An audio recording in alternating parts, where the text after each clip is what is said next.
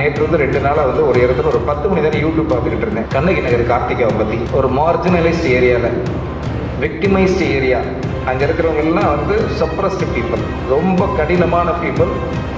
எந்த விதமான வேலைக்கு கூட எடுத்துக்காத ஒரு பகுதி தான் அந்த கண்ணகி நகர் ஏரியாவிலேருந்து ஒரே ஒரு கார்த்திகா இன்னைக்கு கண்ணகி நகரை இந்தியா முழுக்க பார்க்க வச்சுட்டாங்க.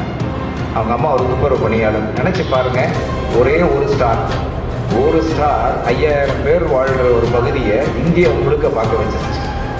அது ஒரு பெண்ணுன்னும் பொழுது அந்த அம்மா துப்புரவு பணியாளர். அவங்க அம்மாவை ரொம்ப கொச்சைப்படுத்தியிருக்காங்க.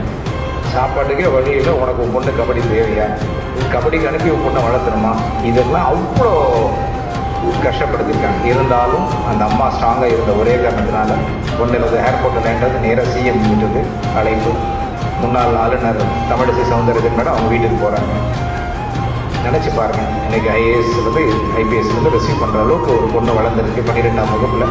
அப்படின்னா எதுக்கு இந்த வார்த்தையை நான் அழுத்தமாக சொல்கிறேன்னா, எங்கேருந்து வெற்றி ஆரம்பிக்குதுன்னா ஒரு ஏழ்மையிலேருந்து ஆரம்பிக்கும். ஏன் ஏழ்மையிலேருந்து ஆரம்பிக்குன்னா அவங்களுக்கு மட்டும்தான் வில் பவர். எவ்வளோ தோல்வி வந்தாலும் தாங்க முடியும், எவ்வளோ ஸ்ட்ரகிள்ஸ் வந்தாலும் தாங்க முடியும், எவ்வளோ டிஸ்ட்ராக்ஷன்ஸ் வந்தாலும் கொஞ்சம் அழுதுட்டு சரியாயிடுவாங்க. அது இல்லை உங்கள் அம்மாவோட வாழ்க்கையிலே நீங்கள் பார்த்துருப்பீங்க. நான் என் அம்மாவோட வாழ்க்கையில் பார்த்துட்டே இருக்கிறேன். ஒவ்வொரு முறையும் அழுவாங்க, ஆனால் அடுத்த நிமிஷம் அடுத்த வேலைக்கு போயிடுவாங்க. பட் நம்மக்கிட்ட அது பவர் குறைஞ்சிருக்கு. கொஞ்சம் நம்ம டிஸ்ட்ராக்ஷன் ஆகிட்டோம். என்ன காரணம்னா இன்றைக்கி இருக்கிற சோஷியல் மீடியாஸ் தான்.